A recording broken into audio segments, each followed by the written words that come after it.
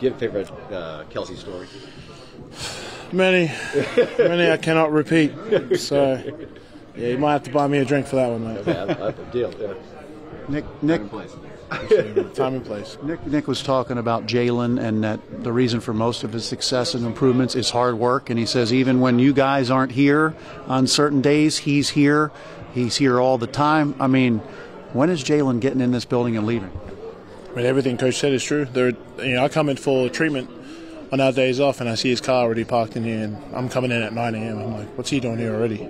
And sometimes I beat him here, but then sometimes he stays here longer than most. And I'm usually in and out like 3 hours in the building, and I'll be home, and then I hear the next day that he was here till 5, and I'm like what? Thank God I'm not a QB.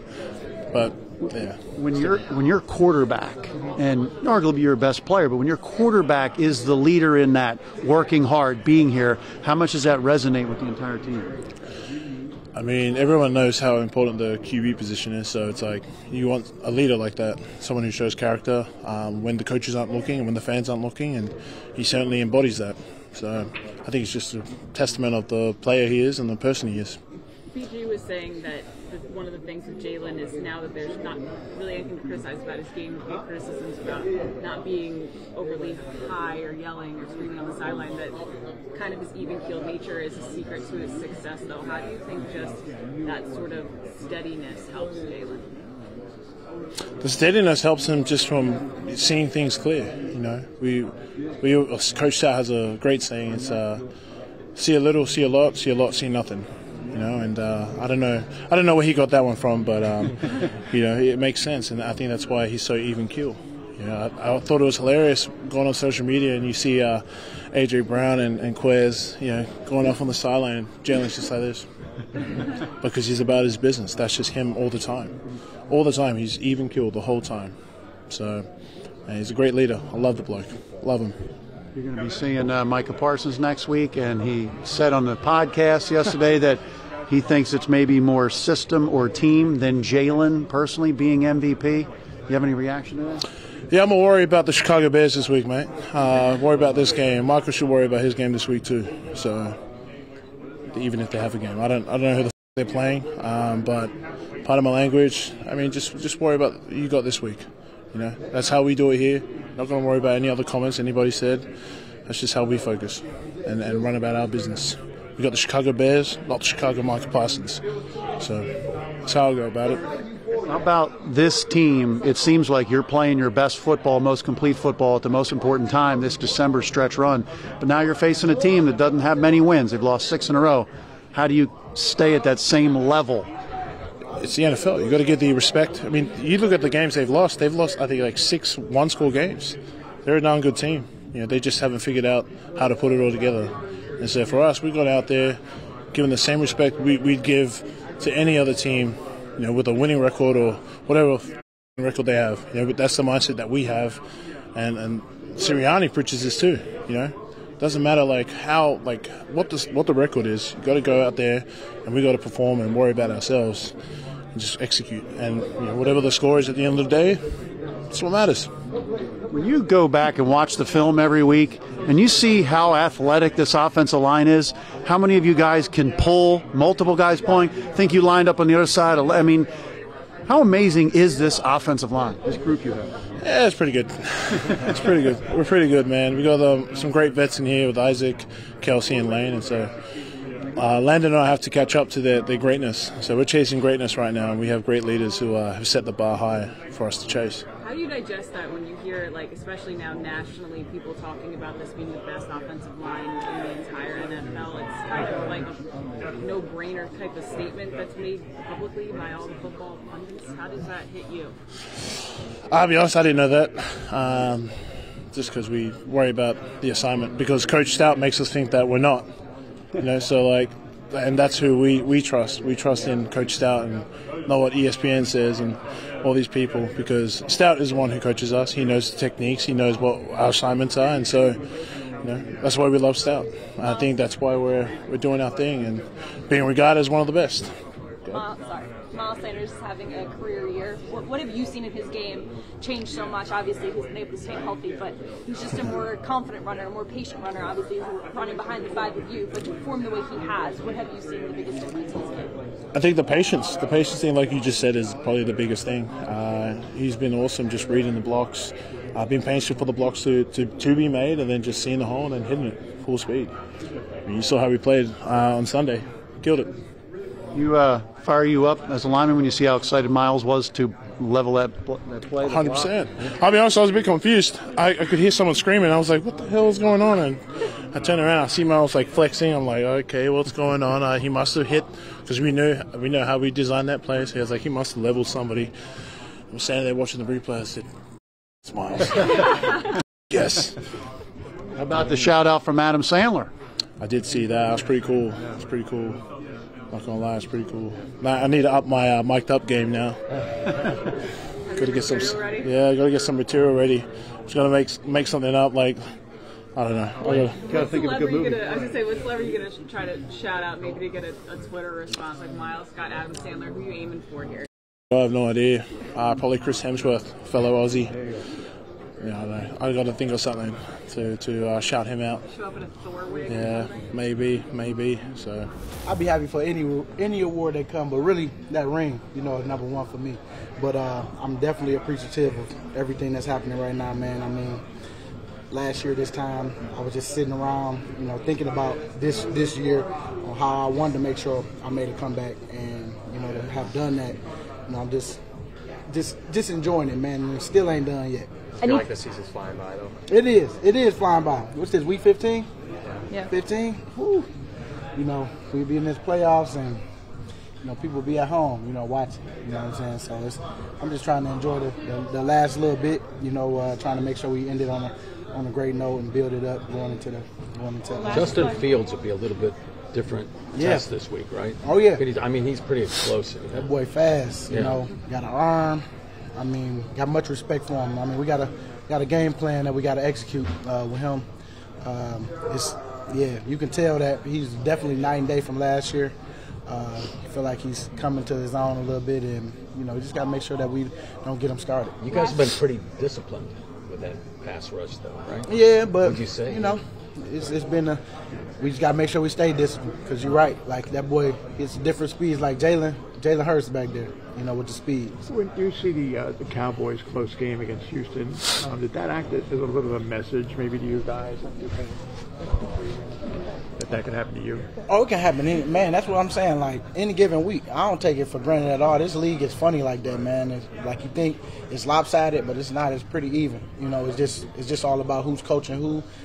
Sometimes it come down to coaches, sometimes it come down to players, and I just feel like that'd be the difference. Sometimes your technique, stuff that you missed assignment, stuff like that. That's what separates you. You look back on games and be like, man, if I didn't do this, we wouldn't have lost by 3 or whatever. They wouldn't have got the field goal, at the end to win, because we would have been, we'd have been at a score right here, got off the field as a defense. But yeah, man, I just think that you can't judge nobody off what they did last week. It's a new week, and so you got to make sure you take care of business this week. Last season, when you were sitting on the couch and watching and plotting your comeback here, obviously I know you set the expectations high, but did you think it was possible to bounce back the way that you have, that this whole D-line has as a unit? There was a lot of chatter about, especially you and Fletcher and all of it, and you guys have just come out and been as dominant as ever. Well, I knew if I had the feeling of me knowing that this feeling that I have now of, man, I'm not hurting. Everything is feeling good, and it's just about me going out there and playing and working every day. Then, yeah, I was dreaming about this. But to get all these awards and to get everything that's happening right now, I'm just in such a, oh, man, just keep going, B. Don't focus on it. Enjoy it, but get back to work. Stay consistent at what you've been doing. And just, make sure that you give your teammates the credit, because that's who's been helping me a lot. Them guys, I don't get double teams like I used to, because there's a lot of guys that you got to focus on, So when you have a good team like this, you got to make sure, like, them opportunities that come, you try to take advantage of it. How is playing less too? Is it kept you pressure playing less? Oh yeah, man, I'm out there ready as soon as I get out, I'm hungry, you know, like I'm just waiting on my time to go get my bone, you know, because I see a lot of guys, like when Sweaty started off with one, then Haas come back, start another one.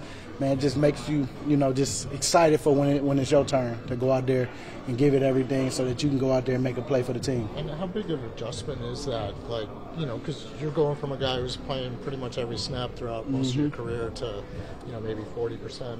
Oh, yeah, it was tough at first, man, because you just got to – that's with anything. Whenever you're in habit of doing certain things, of playing a lot, and then go from playing a lot to being a role player and coming in 20-plus snaps, 20, it might be 20 or negative or 15, you know what I'm saying? You just don't know that week, but I think it was just getting used to that and just saying, you know what, it's all right, man. When you come in, you just make sure you throw your best haymaker that you can, you know, and so that's how I kind of play it. I come in like, all right, these boys been jab, now here I come with the knockout, you know what I'm saying? And so that's just how I've been playing. It's been working for me, and it's just how you think about it, because you're right, man, like it can get in your mind a little bit of, man, I want to be out there right now. 2 minutes left in the game. But I've been that guy where, you know, I was a starter and I came out and they need you out there. You know, you got to make a play. So I respect that. I understand that, and I'm just ready for whenever my name is called. You talk with former teammates or friends about that. You know, I think Chris Long went through a similar transition here. You're talking about that, really? Oh yeah. See Long just say, man, if anything, you're gonna feel fresh. And I like fresh. Yeah.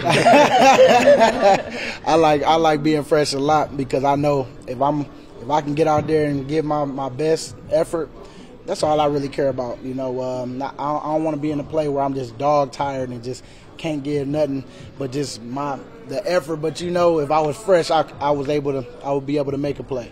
So you know, I take it like that. I think about it like, man, I'm able to be fresh and come off, and you know, I'm licking my chops in the fourth quarter when I know the O-line been in there the whole game. So they professionals just like me. You know, you better get you somebody behind you to be able to relieve you sometimes.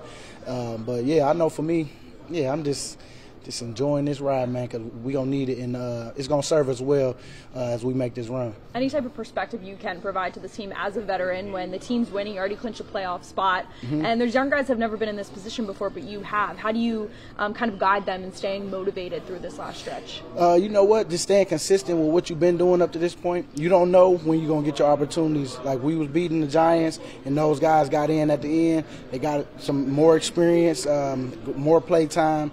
Probably made a couple plays that they didn't think that they was gonna make, and it just built their confidence from this year going into next year too. But if we can get them out on the field and getting them as much experience as they can, especially off us doing what we got to do the first 3 quarters or however many for the game, to be able to get those guys out there and to be rooting for them too, because you know, they give us a great look every week, and I'll be wanting to see people, you know, go out there. Because they make plays in practice, I want to see them make plays in the game, because I know everything translates. On a very different page, Micah Parsons went on Von Miller's Voncast. I don't know if you saw. I seen that.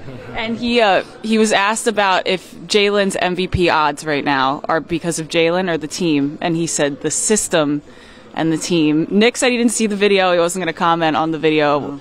You look like you might have some thoughts. You know what? That's what he's supposed to say. Because I would say the same thing.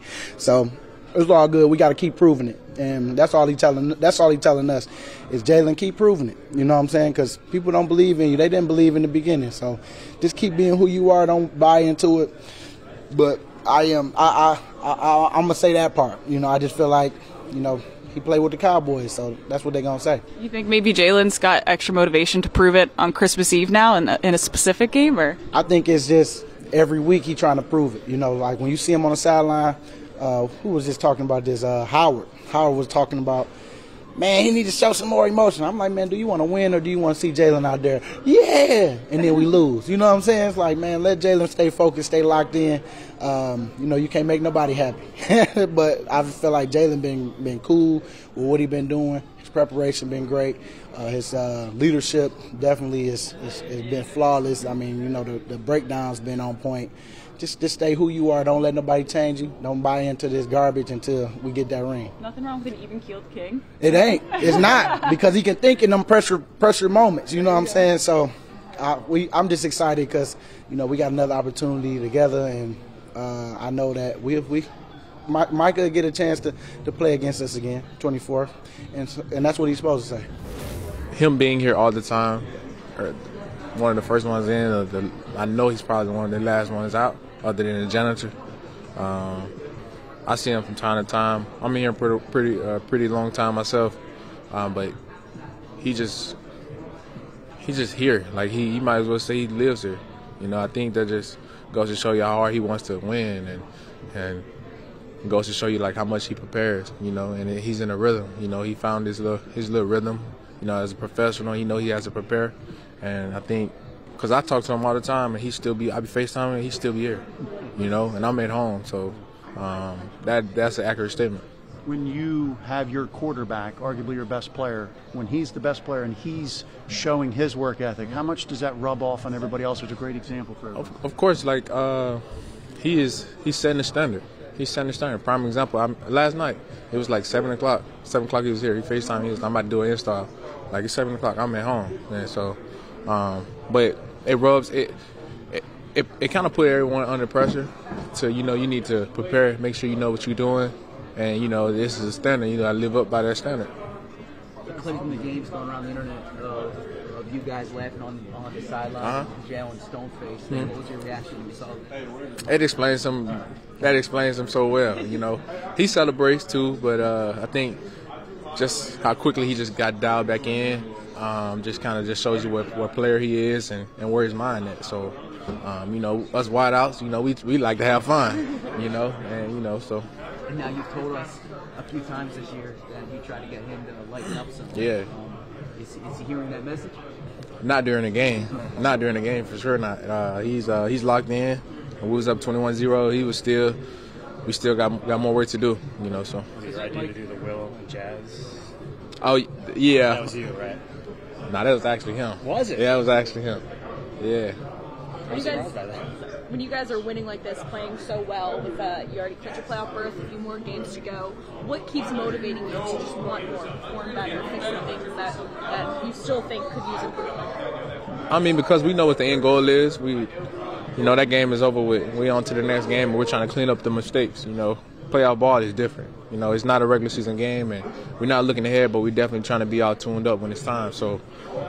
This is just another test to prepare us for what's ahead. We clinched the playoff, and we know that's the falling in my locker. We know what's ahead, and we know what we're trying to accomplish at the end of the day. So. That was always a given. We got another one this week that will probably do the same thing. Montana State ain't got nothing on us.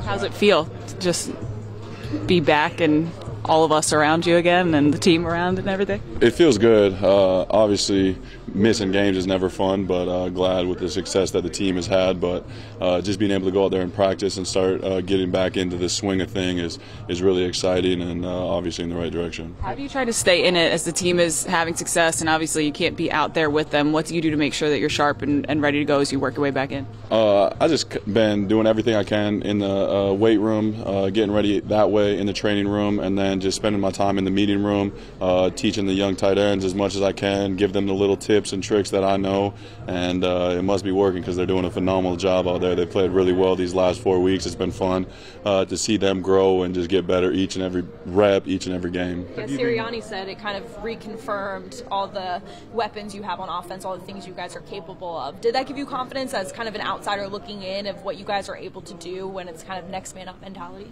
Yeah, it's just been a lot of fun. Obviously AJ and Devontae's roles increased, Quez and ZP, their roles increased, and finally let the tight ends get a couple catches this last week, and it's just been a lot of fun to watch them go out there, and nobody's really missed a beat, and it's good for everybody to get more reps in different positions, and I just hope when I come back I can help in any way. Have you been completely cleared medically, and are you playing Sunday? That's still up in the air, but things are trending in the right direction. Got to go out and practice and see what it feels like at full speed, blocking bigger people than just the trainers. If I was playing them, I could play for sure, but some of these guys are a little bit bigger, a little bit more force coming at me. A couple weeks ago, you said this was your target week here. I assume everything has gone smoothly up until this point, right? Yeah, this obviously had to miss the 4 and then wanted to come back as soon as possible, and here we are, and things are in the good direction. Obviously, my activation period got started, so hopefully all goes well this week. How much do you think that they may be thinking they'd rather have you for Dallas than have you 100% and take a chance with you against a team with 3 wins? Even though the Bears only got 3 wins, they've lost a lot of close games. They're not a bad team, that's for sure. We got to be ready to go when we get there. Obviously, I definitely want to play in Dallas, but every game is important. You sit on the sidelines and you want to get back there as soon as possible. How did you handle that mentally? You're in the best season of your career, and then you end up on IR. It's a bummer, but the biggest thing for me was injuries happen, and when I knew it wasn't a season ending, I just knew that I had to do whatever I could to get back to full speed before the playoff starts, now that we've clinched. So it's really just trying to get back in the groove of it, just being able to run routes. You're off for 4 weeks, and it takes a little bit of time to get back, so making sure I'm back by the playoffs. Are there non-football ways that it was annoying to have a shoulder injury? Did it affect you at home in any way?